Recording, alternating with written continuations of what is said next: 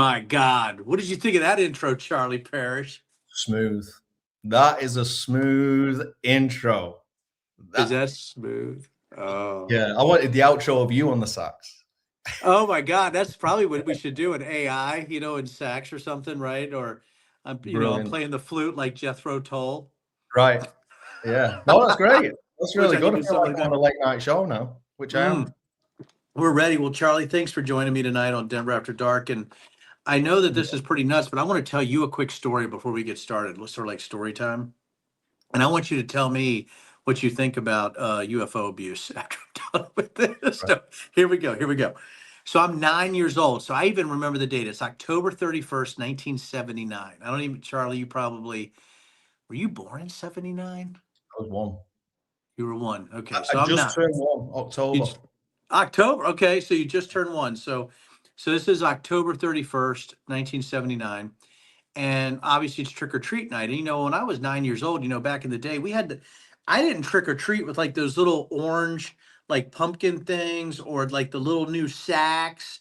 You'd see little people, with the little orange sacks, or they go to the churches or they go out to the back, and these little, like, just these little schools where they go in the backyard or the playground.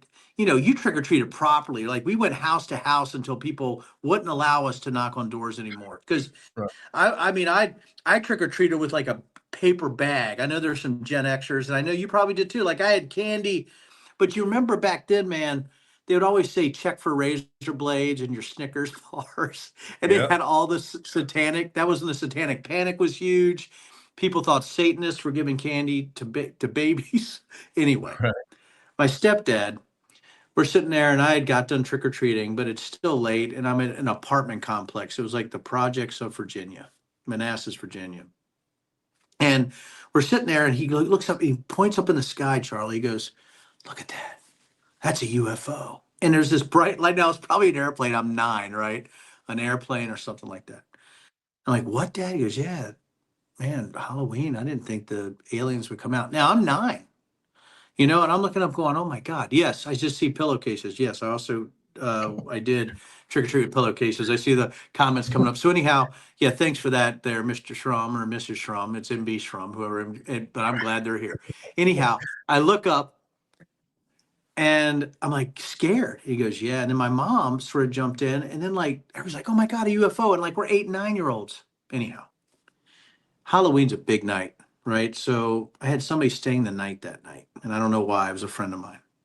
We lived on a ground floor apartment, about 3 bedrooms. We had the biggest apartment because there were 4 kids, 2 parents living in there. It was packed.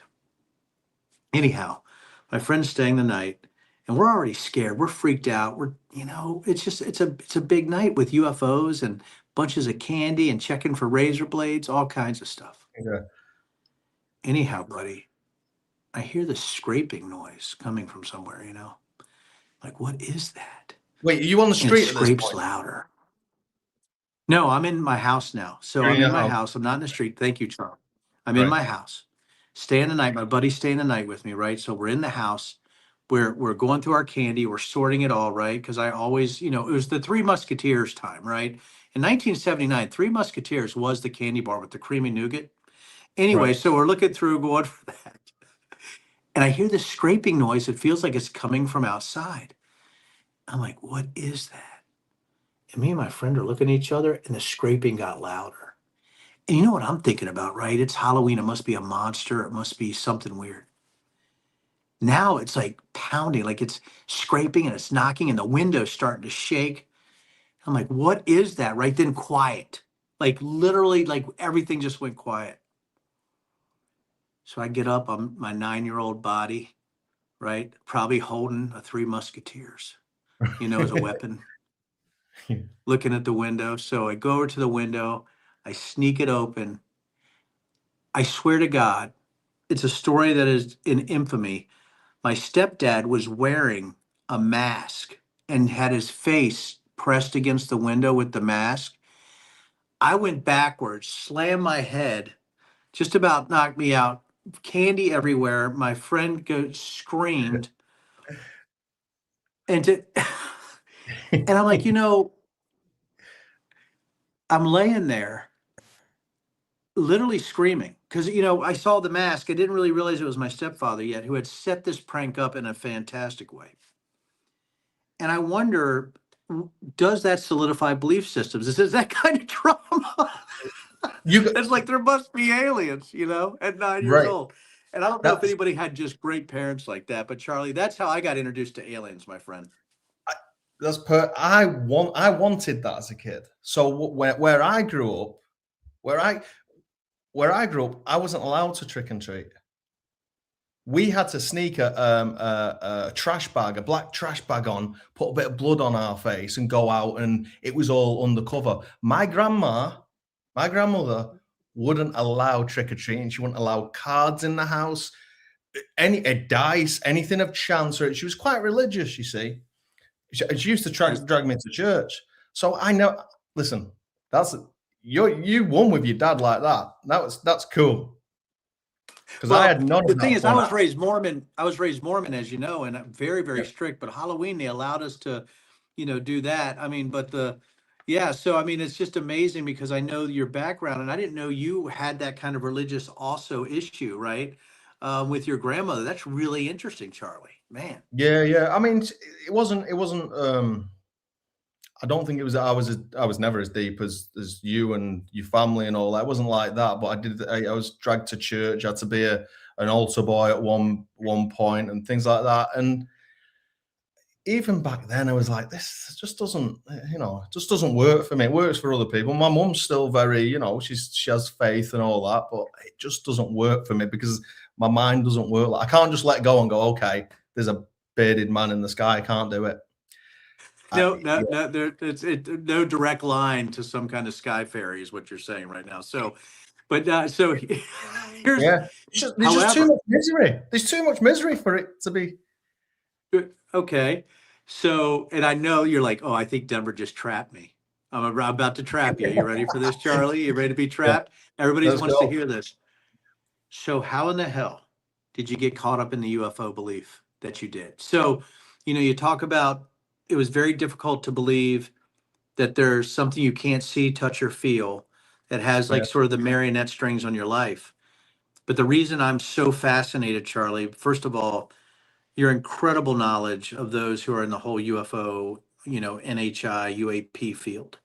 And you know how I feel about these things. I think everybody who watches Denver After Dark knows that, I've done the Bigfoot stuff, I've done the UFO stuff, all that kind of things, all those kind of things.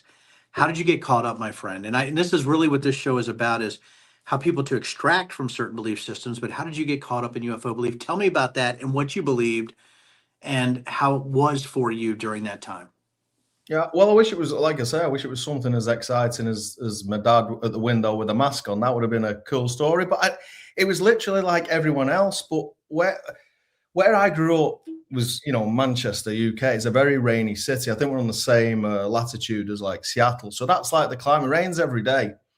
So throughout the school year, a lot of the time you get to play board games in the classroom or you go to the library because it's too wet outside to play. So I always went to not always, but a lot of the time went to the library, and there was a couple of books that I just opened and looked at the pictures religiously. One was on UFOs, and one was like monsters, Bigfoot, Loch Ness Monster, and all that nonsense. But it was captivating. It was something other than a grey, rainy city of Manchester. So I guess it wasn't so much belief; it was more of a dream. It was like, oh, there's got to be something else, Not that I had a bad childhood; it was great, but it, it's just worlds away from what I was experiencing. So yeah, that's pretty much how I got into it. But I became obsessed. I do have that obsessive streak where once I dive in, that's it. So everything was about space and Star Wars and things like that. And Bigfoot. Bigfoot's still my guilty pleasure. I love the stories of Bigfoot. But I was, yeah, Loch Ness Monster, anything, ghosts, love ghosts. And I used to annoy anybody who would listen about this nonsense. Anybody. I was that person waiting for somebody to say something weird. And Now, yeah, that's did you take that? Were you at parties, sort of arguing for, Zeta reticulans or Bigfoots or the wood boogers? yeah, you know, yeah. So it wasn't that serious back then. It was more fun, even for me, because I didn't know how far I was falling into this stuff. That okay. So no, keep going, keep going. I want to hear about that falling into stuff like that. Yeah, I just became obsessed with this stuff. And then when I picked up a camera, because that's what I do. I'm a filmmaker. Everything was about, weird stuff and shooting spooky stuff. I love The Exorcist is my favorite movie of all time. It should be everybody's because it's a wonderful, wonderful movie. And it's about a human being beating the demon. It's not about God. He was losing his faith. So it's a really good story like that. But anyway, so I'm picking up a camera, making like weird little shorts, and I look back. I mean, I've been on the apology tour. I've been round to people saying, "I'm so sorry, I wasted your time looking at dots on a screen where I'm like, look how this is moving. This is amazing." And they're sat there, must be like, he's losing it. But they were all very nice. They're all very nice to me. So I've been round saying, "I'm sorry I wasted your time," and all that. And they were all like, "Yeah, you were a bit weird. You were the weirdo, but you're cool." So I feel like it's the UFO 12-step program, Charlie, where you yeah. got to go around and apologize. Hey, man, I'm sorry I talked about draconians, man. I'm sorry, you know what? I'm gonna tell you, there's no Nordics, man, and the Branu and the Anunnaki, man. That was They it. don't exist. You Yeah. know, so Yeah. so how did you had this time, right? What was your, if you could, and this is probably not a fair question, what was your craziest belief system? See, I didn't believe anything to do with the US government. Never have, never will. I didn't believe there was aliens in a freezer or spaceships in Okay. a hangar. But anybody could tell me a story and it'd be like, let me get this on camera. This is amazing. And my discernment was terrible. I just believed everything. They were like, oh yeah, I did this and then I saw that, it happened. And I was like, oh, must have happened because they said the words. That's how far I got with it. And ironically, the first chink. Do you want me to go to where I started to disbelieve, or do you want to? Yes, yeah, I mean, I think that's why, when I thought about this show, Charlie, and I thought about you, and it was so spontaneous. Everybody, I want to tell you guys, Charlie Parrish is one of my favorite people. I mean, what you've done with Dr. Dre, the fact that you reached out, we have this incredible connection on these belief systems, how they can push people down a rabbit hole that's very difficult to get them out of. But what I admire about you is that you sort of pulled yourself out of that rabbit hole with a bunch of help, which shocked me from Dr. Dre, right? Yeah. Really with this sort of logic train that you got on. And the fact is that incredible imagination that you have, right? I mean, you've done amazing things, right? And cinema, the way you are with the things that you've had, a lot of that comes from this really incredible imagination, And I think I'm having a feed issue and I happened all of a sudden, so I apologize for that for everybody. Yeah, I think But that's the kind of thing that I wanted to talk about, right? Yeah, did I catch up? Did I finally yeah, catch up? That's fantastic yeah. with the feed. Yep, I caught up. But yeah, so that's the thing that I wanted to hear from you is, when did the logic train sort of hit you right in the head? Yeah, it was an interesting time for me because although I am a filmmaker, it wasn't something I went to do. It was something that I had to do. So I fell into this film world, and then I wanted to fall out of it. I wanted to go back to Europe. And when I went back to Europe, a friend of mine, QA, his name is, he texted me. Like, I was in Italy at the time. I got a place in Italy where I stay. So he texted me like, I've met a guy who's gonna do a film in Roswell, and I've told him you'll help him, sort of thing. And I was like, well, okay, all right, it's Roswell, it's aliens. I didn't believe Roswell. I don't believe Roswell. There may be a crash or something, but I never thought it was aliens. And so there was no money. It was just go out and have a good time with this guy. This guy was doing it on a shoestring, and I had cameras and things. So I went out. So this was 2013. So I've been in filmmaking for, you know, it was probably 10 years or something by that point. But I went to Roswell. I'd been previously to Roswell a few times because I shot the Book of Eli in Albuquerque. That's So I took a few journeys out there. Every now and then when I got a weekend off or whatever, I'd go out to Roswell like a weirdo. And, you know, so I went back to Roswell with this guy from Manchester. And I remember being on the plane with him, like, yeah, I don't believe he was doing, you know, he's directing, so he's working out his questions. We were supposed to hear from like first-hand, second-hand witnesses, and remember, this is my first time of meeting him. I'm like, yeah, I don't believe in Roswell. So he was a bit like, what? I was like, yeah, it just doesn't stack up for me. Anyway, so we do this film in Roswell. He was a really great guy. He did a really good job with not much money. But while we were there, our hoaxing friend Jaime Maussan was there. You know, Nazca mummies and Booger spheres and whatever else he's selling. I don't know. The Roswell slides, that was it. So anyway, I'm on this hill filming, and he seemed to gravitate towards me because I was filming and he was filming with his TV show, whatever it was. And I'd seen him on like History Channel or whatever. I'm like, oh, this is that guy. He's pretty cool. I had no idea really who he was, or I just knew he was an alien guy from Mexico or wherever. Anyway, but he gravitated towards me. And we're on this bluff looking over where the spaceship supposedly crashed. And he just says to me, the disclosure is going to be in the next few months. And I'm like, really? But my antennas are going up. My alien antennas are like, why would you come up here just to tell me this? Long story short, this is the guy who was presenting this Roswell slide. He was going to put on a big show. I still don't know why he was speaking to me. Maybe it's because I had the camera in my hand and he wanted a bit of like, I don't know, publicity. I don't know. But at that point, I was like, oh, you've gone, Denver. Don't know if you can still hear me. I'm still here. Can you see me? Are we good? Can't Am I here? Still hear you. So there's something up with the network here. I just want to say really quick to everybody, and I'm sorry about the show right now because I will try to get back on if it goes out, Charlie. What we'll do is just we'll get right back on this link and go live.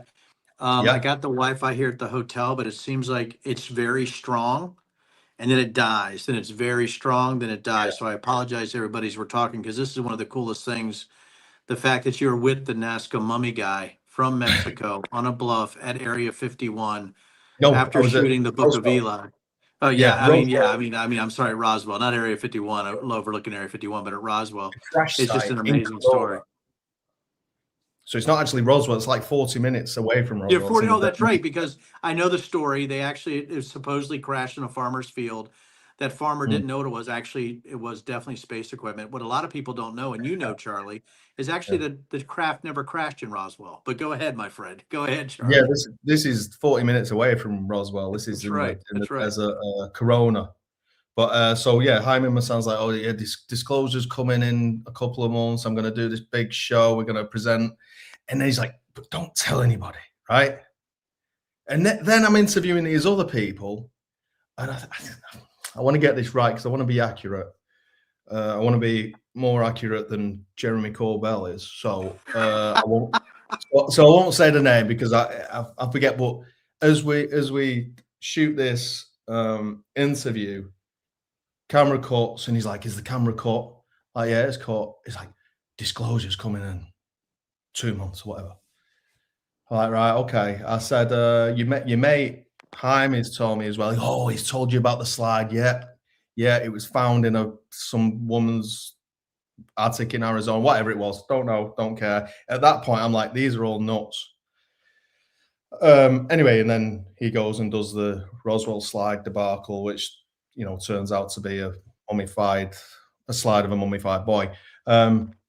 But yeah, so that was the first chink in the armor. Really, I was like, these people are all nuts.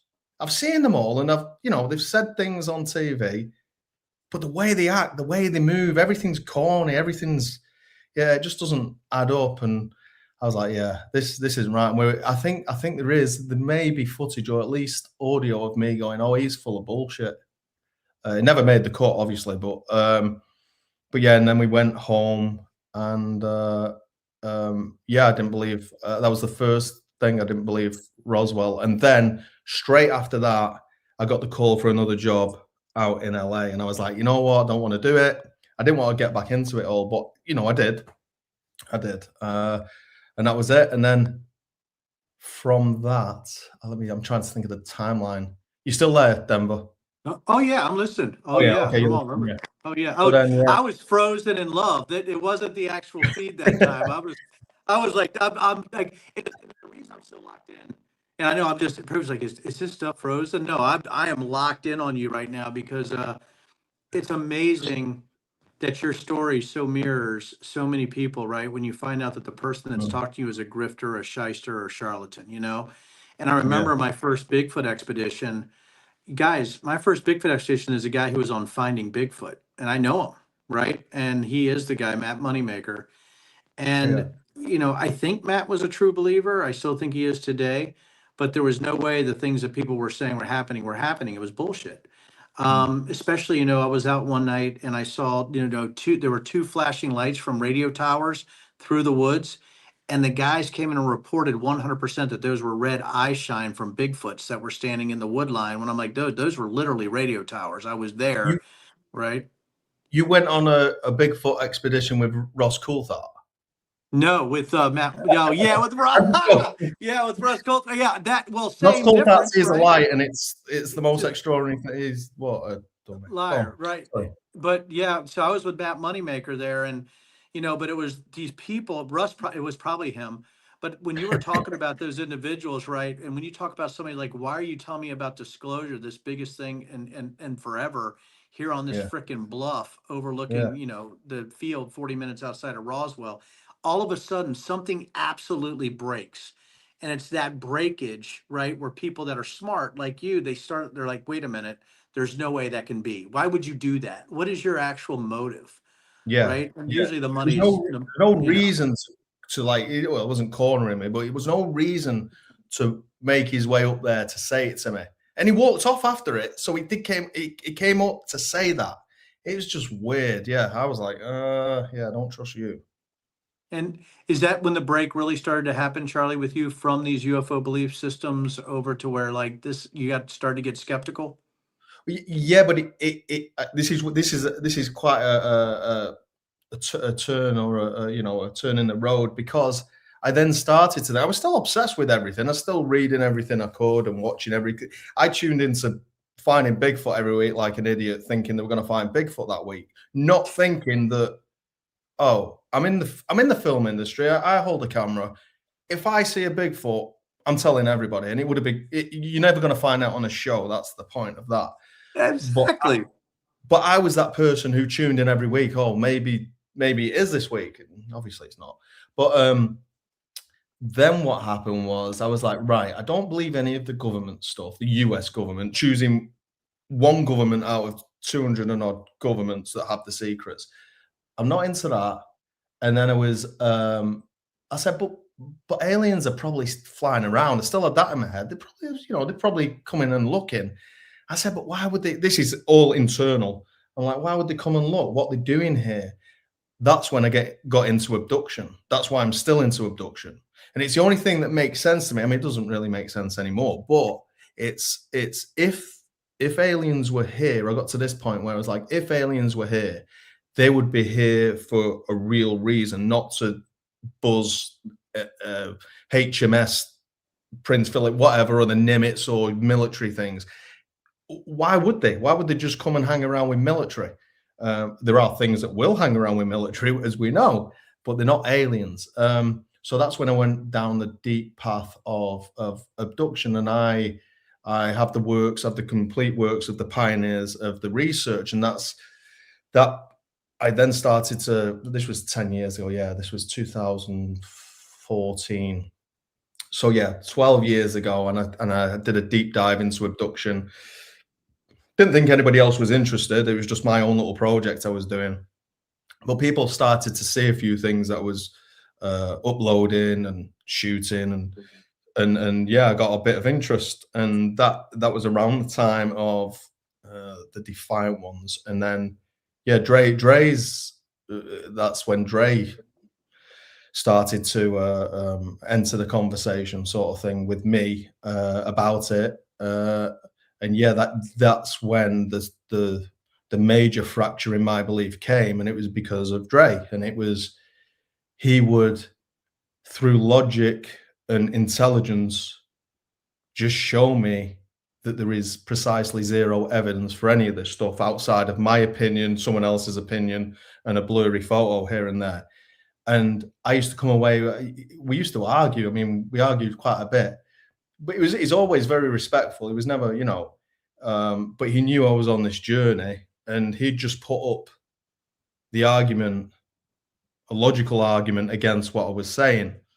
And yeah, over time, I used to go, oh, God, I felt like Rocky Balboa getting punched every time, like, because it was a gut punch. I'm like, he's right again. Why is he always right? And then it wasn't that he was always right, more than everyone else was always right. I just wasn't listening, But when it's a one-on-one with Dre, he's become one of the most important people in my life. We're best friends, and like when you're hearing it from him, this guy who is the greatest at what he does. People think like hip hop artists and soccer players, football players, oh, that's all they can do. This guy's so smart. It winds me up how smart he is. So over time, I had no option but to go, oh, here we go again. He's right again. I've got no comeback outside of, oh, well, I just believe it. I just believe aliens are abducting people. I just believe Roswell, whatever. That was the only comeback I had. So it was belief. Yeah. And it was just belief. I never thought of Dr. Dre as a cult deprogrammer. This is incredible, right? That should be his next album, Cult Deprogrammer, right? And right. I would love to help write those songs. And it's funny, I got a comment. Victor Harshman is like, was Denver abducted? Not that I remember, right? And yeah, you might now though. That's what you're saying. Was there any light?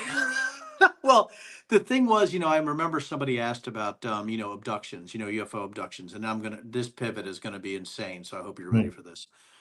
Somebody asked me, about the UFO abductions, and they said, Denver, that's the one thing I believe, that I do believe that aliens abduct humans. And so I asked this question. I said, well, what's your source material of that? Well, he goes, all the repressed memories, right? All the things, psychiatrists are able to pull these memories out, and they have things that are in their body. I said, well, is there any proof or sourcing that whatever they took out of their body could not be proven to be from this world? Well, I don't know about that. I said, I have not seen any sourcing of that. I said, but can I just ask you a question? Just a series of questions on your sourcing. And they go, yeah. I said, well, number one, are the aliens superior to us in intelligence? Yes. I said, so they can travel through time and space to get to us from sometimes maybe millions of light years away. Just say 1 light year away. Yeah. How would that happen, right? And they're like, well, they're so technically advanced, and they would go into wormholes, or they'd go into some kind of bending space and time, right, Charlie? And I'm like, okay, that's great. I said, so you're telling me that with their technology, they can see and study, and they know things almost instantaneously. Tom's like, they're so much smarter than us, it's hard for us to comprehend. I said, okay, so why is it taking them 5,000 years to figure out our DNA? Yeah, right.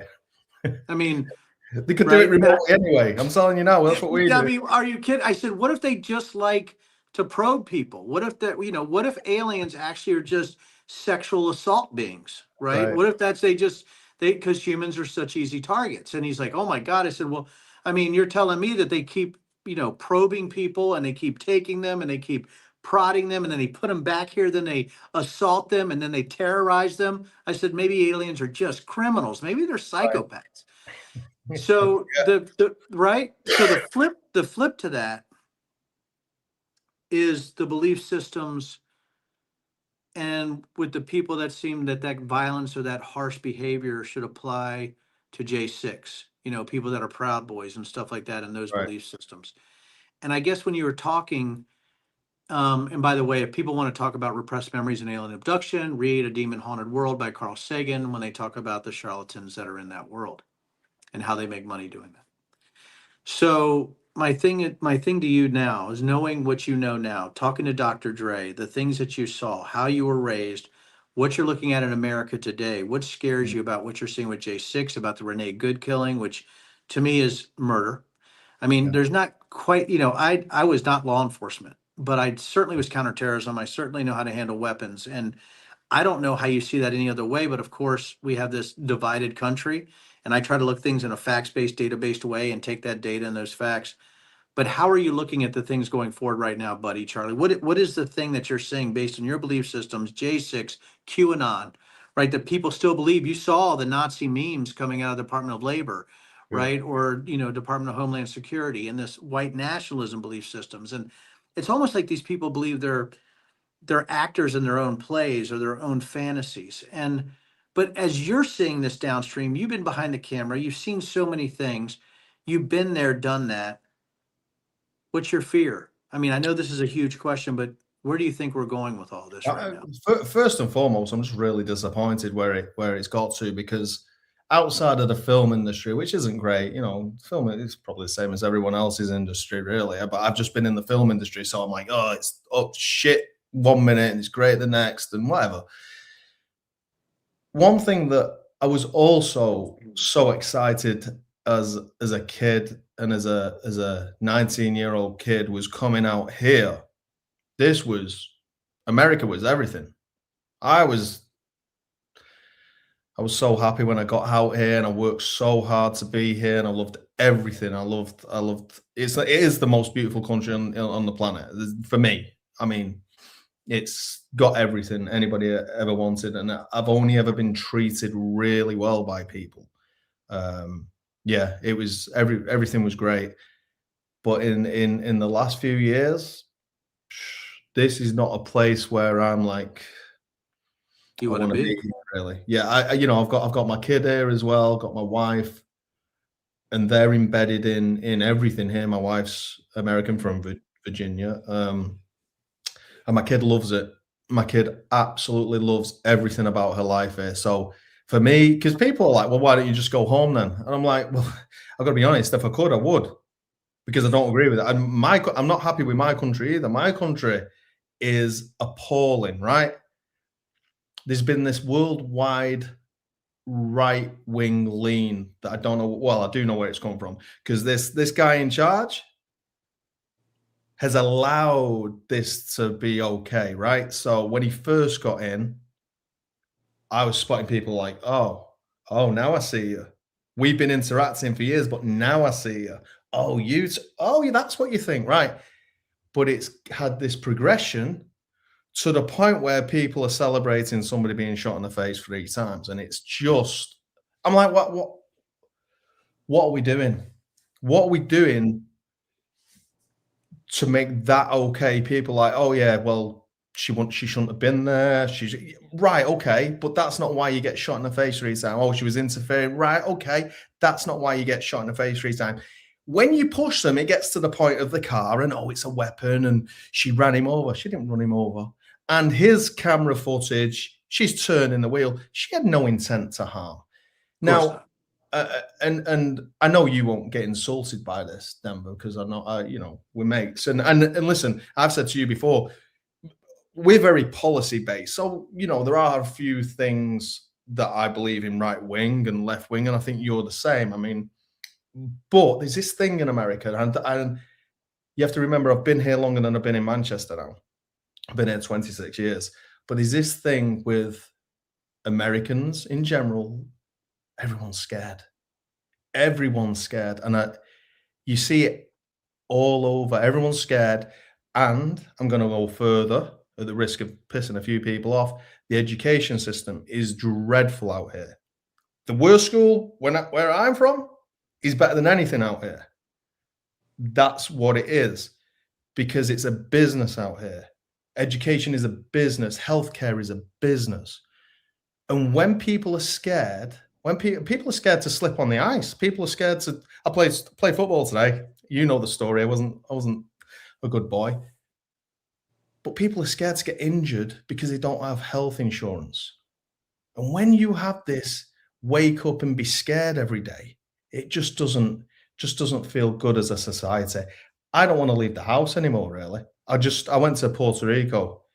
That's amazing, by the way. Amazing place, lovely people. And it felt refreshing. I felt like, everybody was just out to be happy, but everybody here is talking about the continuous problem of what's going on. Me too. Right. I'm not foreign from that. I've been pushing it. I have my say because we're all allowed our say.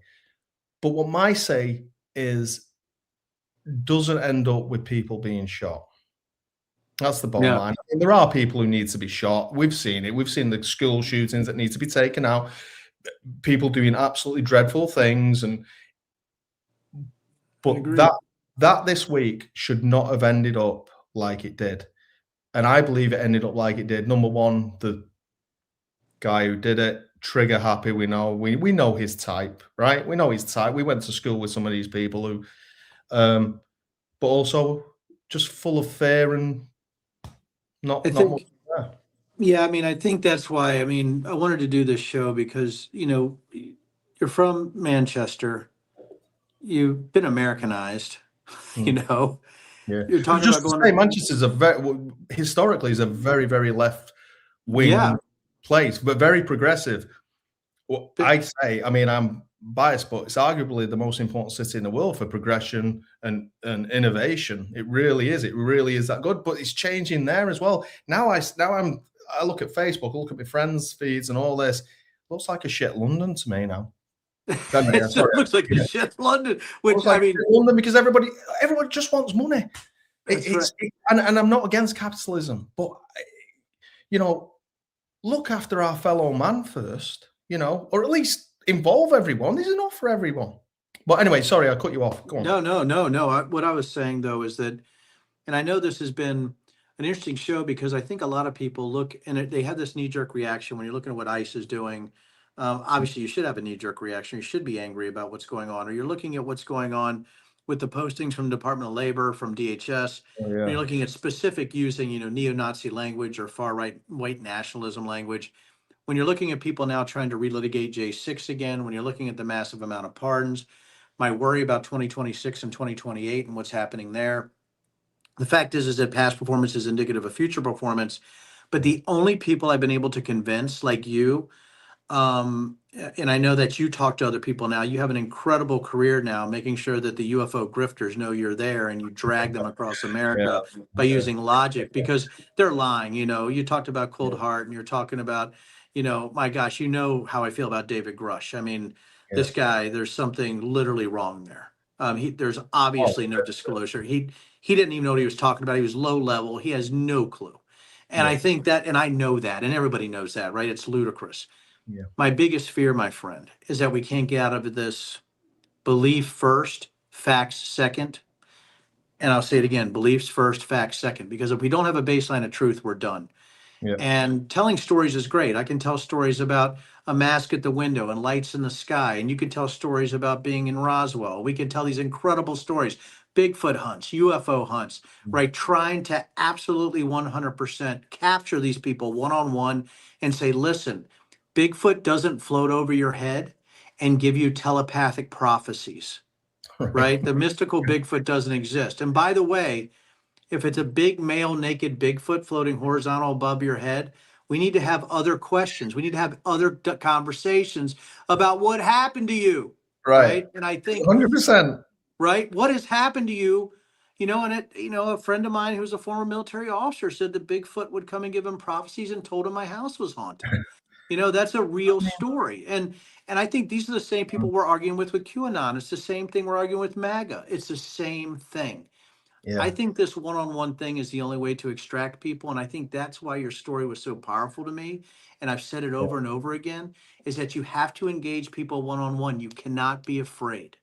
I'll sit down. Yeah. Be afraid. And I'll sit down with any of them. I don't.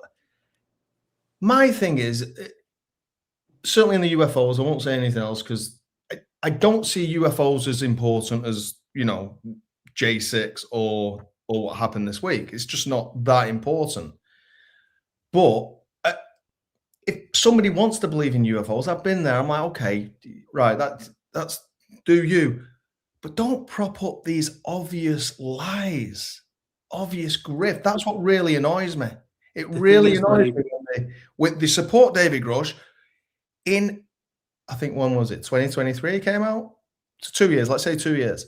He's presented precisely zero evidence for his massive, massive reality changing claims. Zero, nothing. And they still prop him up. Lou Elizondo was held up fucking irrigation circles to members of Congress, right?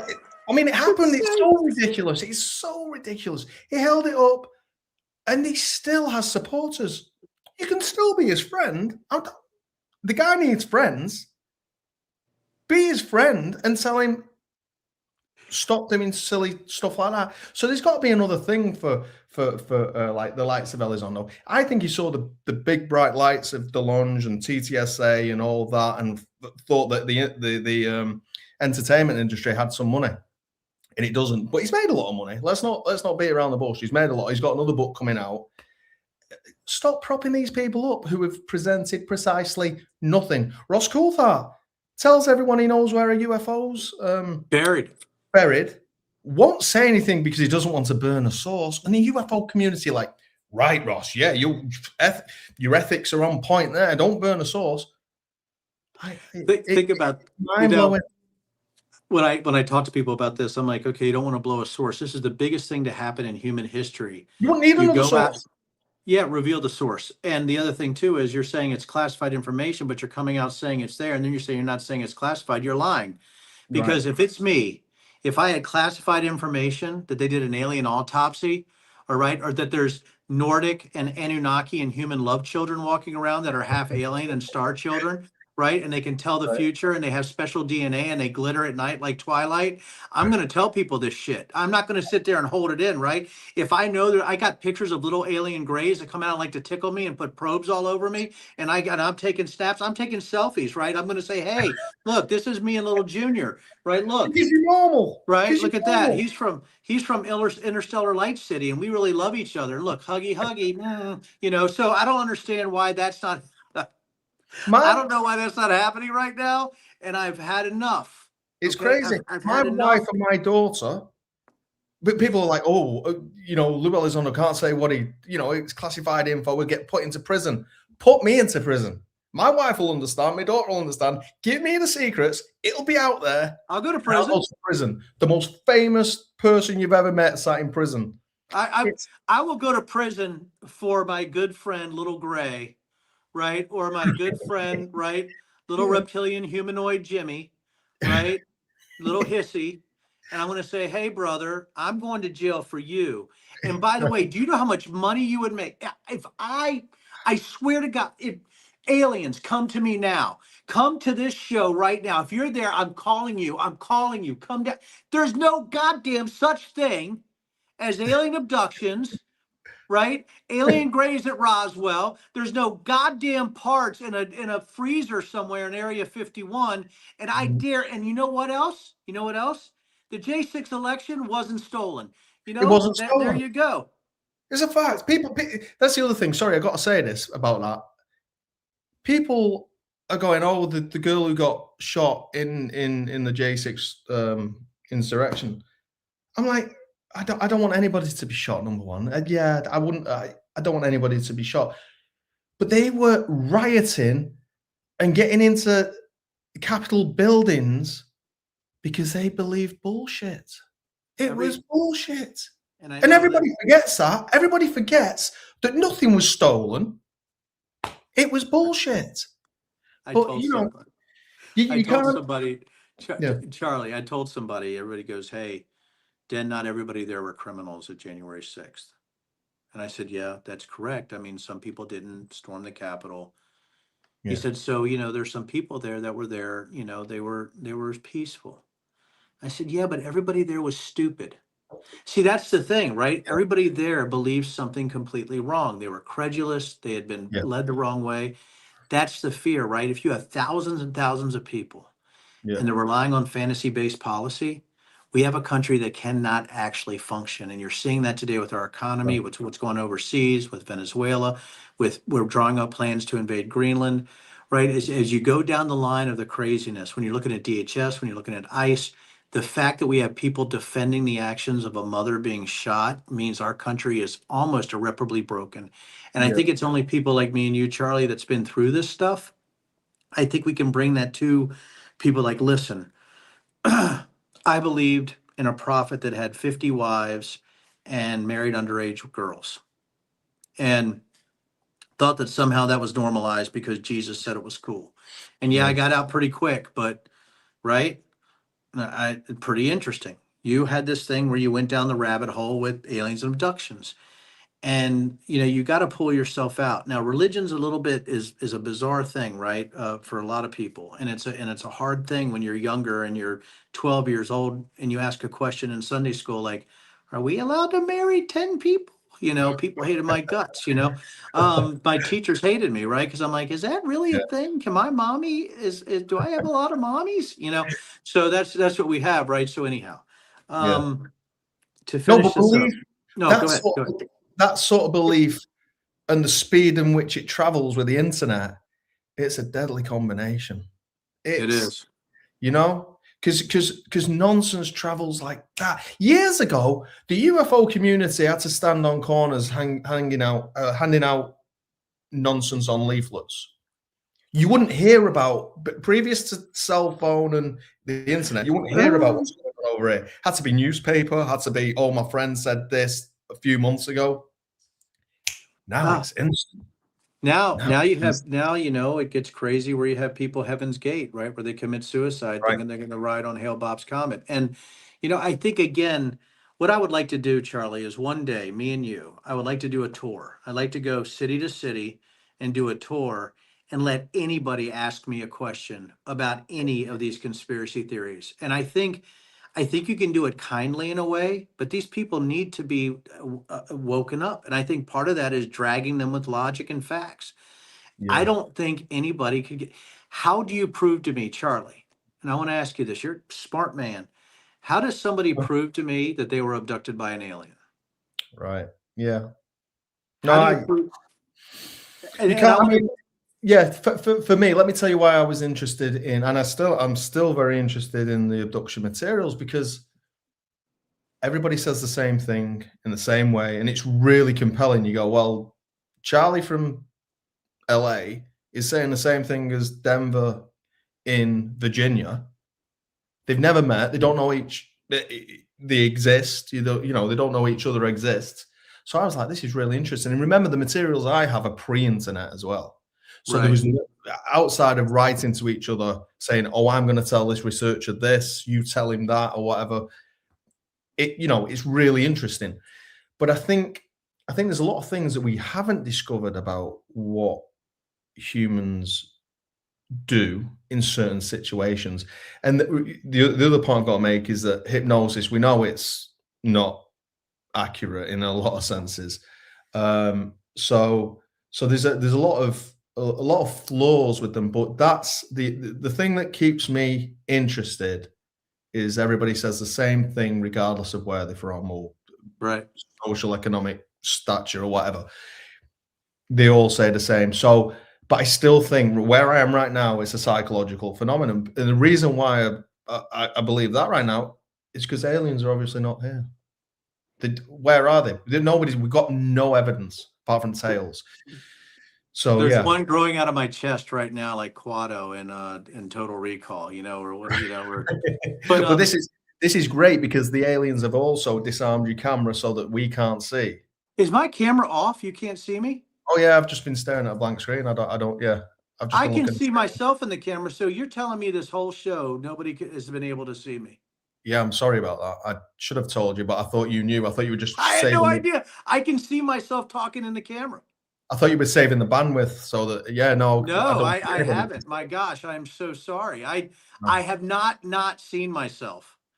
You This know is it why could people be. think this is why people are saying you might have been abducted. Oh my God, that's what. Because I'm like, why is somebody asking if I've been abducted? I'm right here. Like I can see what is happening? Yeah. You know? Oh my God. Yeah, yeah, I am making it spooky. Maybe I have been abducted. Maybe You I'm actually my camera's not off. I know Red Sled 7739 is saying my camera's off, but let me look at this. Now my camera's off, now your camera's off. right? You don't see Now me now? This is some Men in Black stuff. This is actually bizarre. I've never had this issue until this frickin', I swear, guys, I've never had this issue until tonight as we're talking about aliens and the Men in Black and all that kind of stuff. So, so my camera's on. I'm going to turn it off. Does it actually, can you say, does it Yeah. say camera off? Well, yeah, we know it's off because it's just got like the default avatar thing. Yeah. Now it's Okay. on. It's just. Have you turned the lights off? Well, sometimes, it gets weird out in here. But anyway, this is too much stuff. I apologize to everybody. Now I'm very embarrassed. Not really. Yeah, no, it's fine. I mean, I didn't know where to look though, so I've just been looking all over. I hope that's not been weird. See, I've been smiling and laughing but maybe I don't even know what's going on. It is spooky. I'm so sorry, everybody, but it actually was sort of fun. Do do do do. You have the twilight. So it shows the white circle. There's no way, guys. I promise you, I am a tech genius. I know how to work StreamYard. Oh my God. So, You and are by the way, hilarious, by the way. Your Denverisms and all those things you send me. I was on a plane the other day and I chuckled loud. And when people give you that look, I was like, oh, I'm sorry, well, it's my mate. well, I tell you, Taco Eater 379 just said they're only here for the text, so I will do it next time. I apologize. Maybe it's the Wi-Fi at the hotel. There's no reason why my camera shouldn't be working. I don't know. I'm so sorry. Maybe it is alien interference. Maybe the abduction is coming. Maybe Denver has been abducted. But thanks everybody for staying on here, even though it could be upload speed Mobius 9818. So, and I have missed my expressions also, KD0562. So, guys, with that, and I am so Denver in the dark. Denver in the dark, brilliant. This is it. Oh my God. Oh well, guys. Amazing. Really, the story wasn't about me being abducted by aliens. It really was about Charlie and I talking about how to deprogram people one-on-one, where we came from. But guys, I'm sorry, Charlie, you weren't able to see me. I'll call you after this, and Yeah, everybody. no, this is. I tell you, the best darkness ever. Thank you for joining Denver Very Dark. Again, the Denver Very. All right, guys, we're out of here, and we got to make it, make a short out of this. This is insane. I saw the comments, and I'm like trying to pay attention to you, man, and I had no effing clue that my camera's off because I'm watching myself talk right now, and it says camera on my display. That's crazy, and it's such a nice setup you've got there. I know you're in a hotel, but it's for being a cinematographer, I don't have anything. I don't have all that stuff, and even in a hotel room, you can make it look really nice. Oh, well, this is going to be funny to recast this. I'm going to have to tell people that there were camera issues on the. It probably was upload speeds, and for some reason, the video is just not transferring over. And again, thank you guys for hanging out with me, even though it was Denver in the dark, and I appreciate it. And Charlie, it's your 5G vaccine. Thank you, Clark. Listen now. Hey, listen, is this the best audience ever? They know me. Yeah. They're laughing at me. Also, they're not just laughing with me; they're laughing at me. And I think it's your 5G vaccine. It's great. Here's the thing as well. I've got to say, there's some funny people out there. You're one of them. Brilliant. You know that. But there's some funny, some quick people on this internet. They're so fast. They are so fast. Yeah. And there's people. There's a guy out there, and he knows who he is. There's a few of them, Cletus and Tim, and I guess Clark's part of that. They're just funny as hell, and they're fast and just good people. And it's just amazing. So I can't even scroll. This is really crazy, guys. This is, Oh God, Rachel said you made the spirits angry for not believing in them. That's probably true. It's hilarious. And Krista, thank you. So anyhow, guys, thank you. I hope you enjoyed the show of Denver in the Dark with the best man I know, Charlie Parrish. And I hope everybody has a great night. And Denver After Dark's going to go out. I promise you guys will see my beautiful face next time. I had a haircut. I've lost 20 pounds.